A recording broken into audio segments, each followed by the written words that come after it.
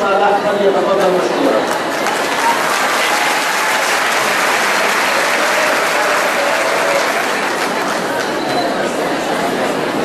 بسم الله الرحمن الرحيم. سيدتي الفاضلة، سيدة الحرف العربي، سيدتي التي ملأت الدنيا وشغلت الناس،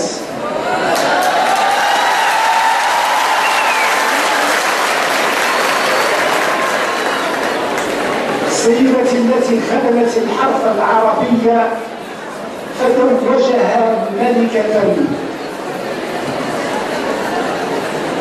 نافسها، لا أقول نافست وإنما نافسها في استقبالاتها التي تحظى بها الملوك والرؤساء، لكن بفارق كبير، وهو أن استقبالات محبيها لها أكثر شاعرية وأكثر عفوية وأكثر حبا.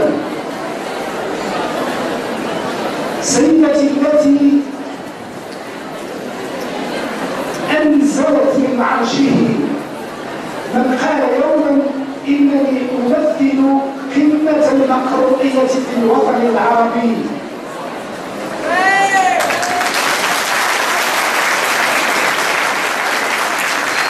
قال له بلهجة جزائرية: خلي بلاصتك.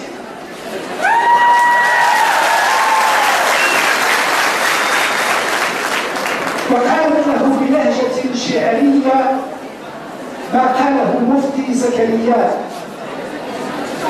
قد رأينا الحقوق تؤخذ قهرا فاغتصبنا إمارة الشعر قهرا ورشقنا البلاد.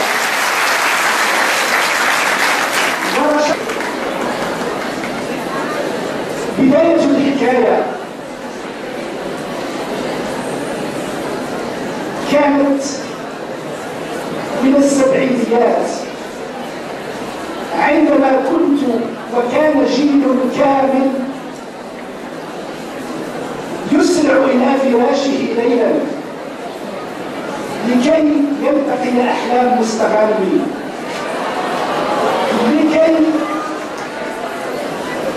لكي تهامسه بصوت أنثوي شعري جميل.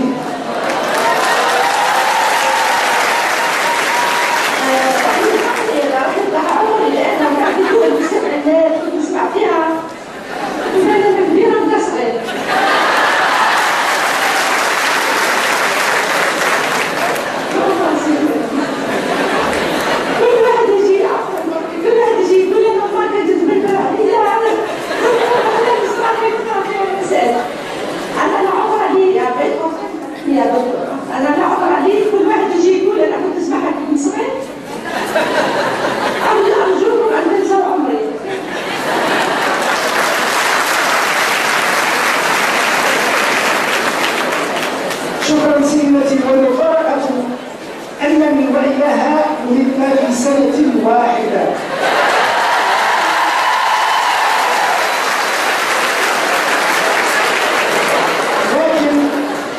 لكن انظروا إليها وانظروا إلي.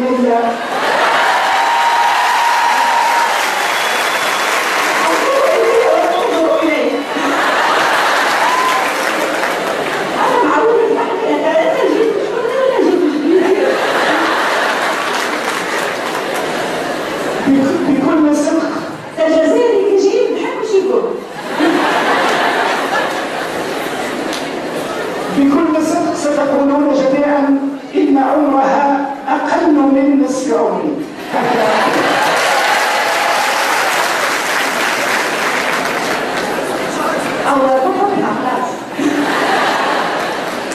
باختصار أقول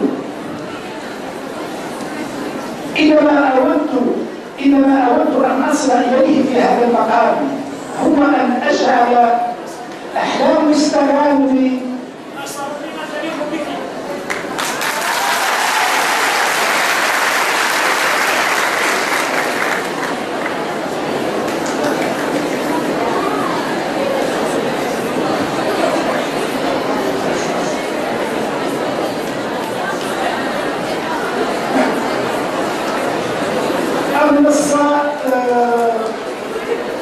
لظروف كثيفة من الأشكال.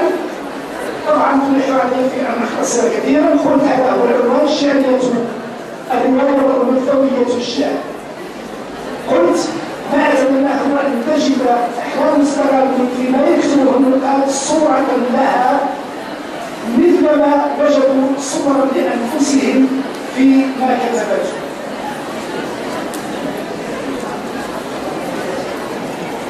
عنصر النجاح فيما كتبته أحلام استغرابي يختصر أو يمكن اختصاره في الشعرية والأنثوية.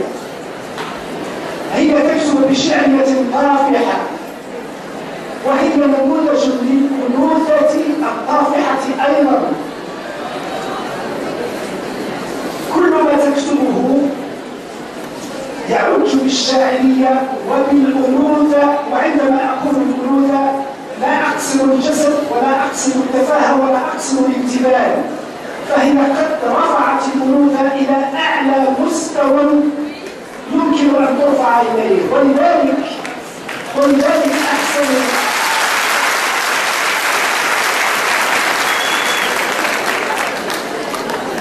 عناصر الشعرية إذن: الحب موضوعا، شعرية التأمل والحكمة، أنثوية اللغة والشعر،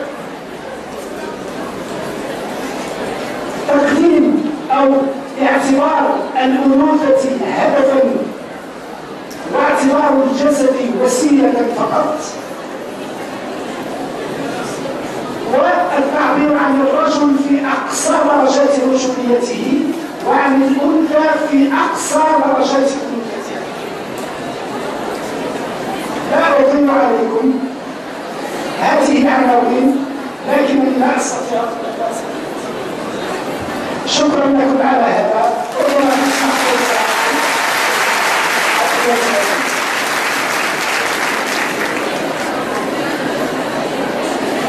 هو يقال أن الجزائر حزدت في شيئين: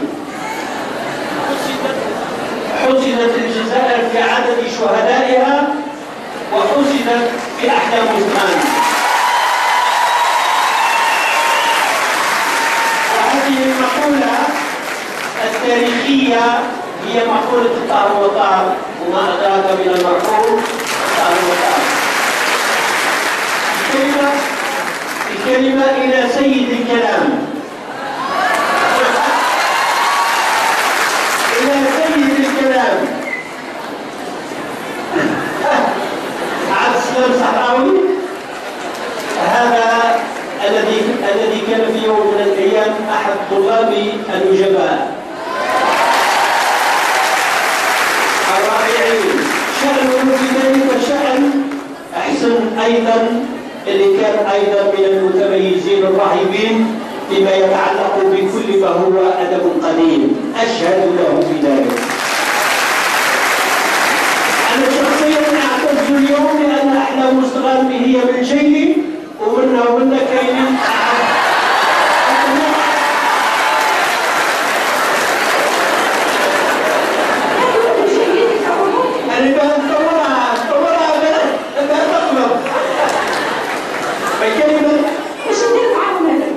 الكلمة الآن إلى الأستاذ عبد السلام صحراوي، فليتفضل مشكورا.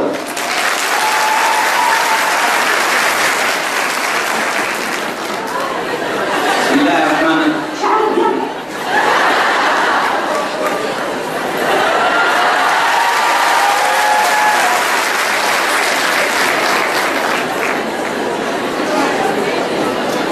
أنا ما نجي نخرج من هنا حتى نولي مهم مش كده.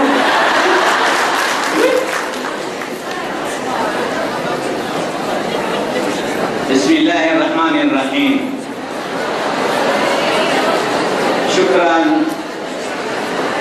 لرئيس الجامعة، وشكرا لسيدة الأحلام، وشكرا لعميد كلية الآداب واللغات دكتور حسن كاتب، وشكرا للدكتور حمادي الذي أثراني بكلمات جميلة، وشكرا للدكتور يحيى الشيخ صالح أيضا على كلمته في هذا الجمع. أنا أقول باختصار شديد: هنيئا لنا مرة أخرى، وهنيئا للأدب الجزائري، وهنيئا للجزائر، وهنيئا لقسنطينة.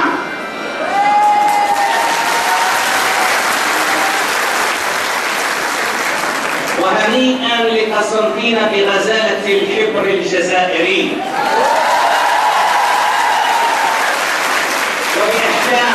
وبأحلام الجزائرية. وهنيئا لجامعة قسنطينة واحد بهذه الطيفة الجليلة. هنيئا لجامعة قسنطينة واحد بهذه الطيفة الجليلة، وبهذه المرأة العابقة بالجمال وباللغة الأنيقة.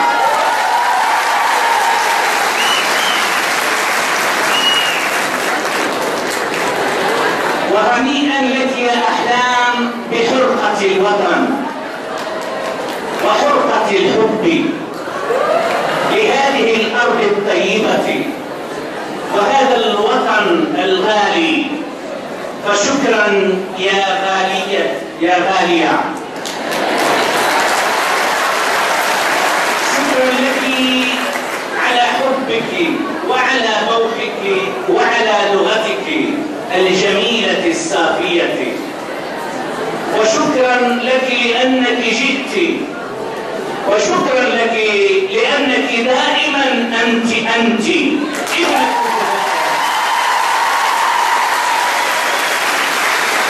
وشكرا لك لأنك دائما أنت ابنة الجزائر الحرة الماجدة.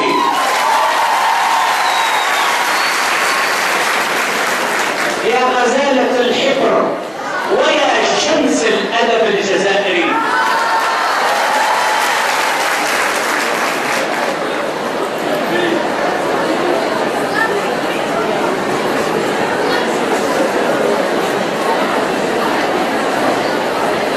سأختصر في مداخلتي ويعذرني الجميع لأنه لدي كثير من الكلام، ولكنني أختصر.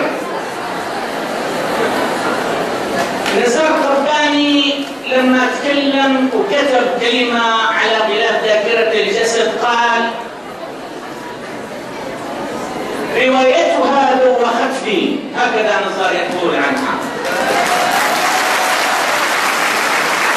روايتها دوختني وأنا نادرا ما أدوخ أمام رواية من الروايات. ويقول: وسبب الدوخة أن النص الذي قرأته يشبهني إلى درجة التطابق، فهو مجنون ومتوتر واقتحامي ومتوحش وإنساني وشهواني وخارج على القانون مثلي.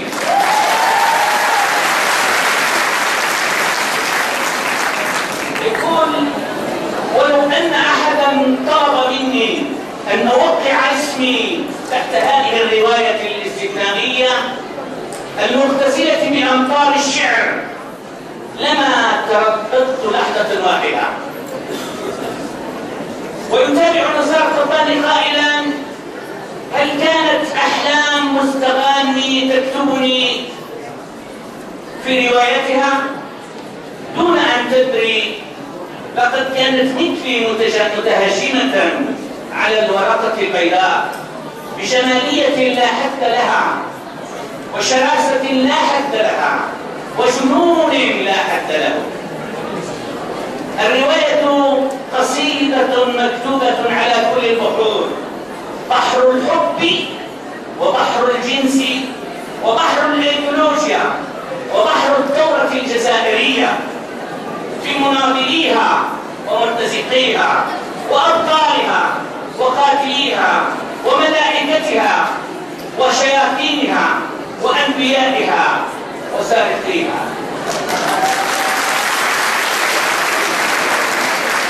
هذه الرواية لا تختصر ذاكرة الجسد فقط، ولكنها تختصر تاريخ الوجع الجزائري والحزن الجزائري والجاهلية الجزائرية التي سادت في التسعينات. أحلام مستغاني ما يميزها هو لغتها في الكتابة الروائية. الإغراء سمة بارزة في لغتها، وهو قوة جذابة، وهنا الإغراء تمارسه أنت، تمارسه الروائية بلغتها الساحرة، وتقترن اللغة بالأنوثة في النص، وتصير شباكا وجمالا خالصا، يعد بالمتعة والجمال، وتعرف صاحبة القلم كيف تطرز لغتها ونصها، فتزيح الكآبة واليأس عن القارئ، وتعده بالنجاة والسلامة والدفء. ومهما قالت أحلام وصرحت فإنها لا نزال نعتقد بقوة أن لغتها مقبوسة ومعجونة بأنوثتها. انظر إلى هذا المقطع: في ساعة متأخرة من الشوق يداهمها حبه، هو رجل الوقت ليلا يأتي في ساعة متأخرة من الذكرى يباغتها بين نسيان وآخر، يضرم الرغبة في ليلها ويرحل، تمتطي إليه جنونها وتدري بالرغبة صهيل داخلي لا يعترض منطق، فتشهق وخيول الشوق الوحشية تأخذها إليه إلى آخر المطاف.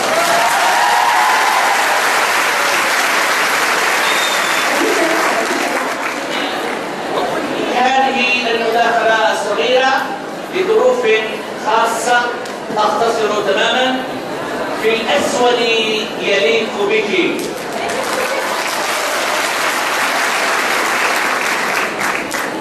في الأسود يليق بك تعود أحلام مرة أخرى إلى عنفوانها في الكتابة. فبعد نسيان كام وبعد ثلاثيتها المشهورة ذاكرة الجسد وفوضى الحواس وعابة سرير، يأتي نسيان كام وبعد الإصدارات الأخرى، ثم تعود مرة أخرى في الأسود يليق بك لتسترجع مرة ثانية هذا العنفوان في الكتابة.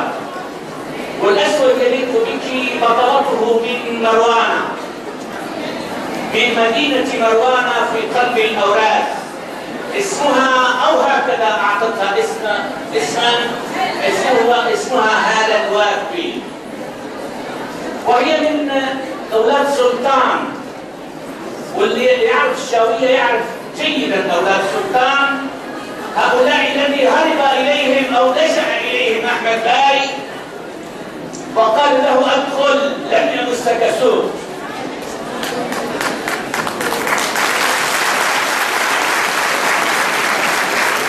وقاموا بحمايته وكانوا دائما رجالا مشاوسة. هذه المرأة اسمها هالة تخرج من مروان في ظروف معينة، ويكون لها أو تكون لها قصة طويلة، ولكن في كل مراحلها تحتفظ بهذا الانتماء الجزائري الطاغي والذي لا يجعلها تتنازل مهما قدم لها من إغراءات وكل شيء، إلا أنها تحتفظ بجزائريتها وبرصيد مجدها الجزائري وبعنفوانها وبقوة شخصيتها. أخيرا ودون إطالة أقول شكرا لكم جميعا، وشكرا للأديبة الروائية أحلام مستغاني على هذا الحضور الجميل أمام جمهور جميل. هو رصيدها وستحتفظ بهذا الرصيد إلى أمد طويل إن شاء الله.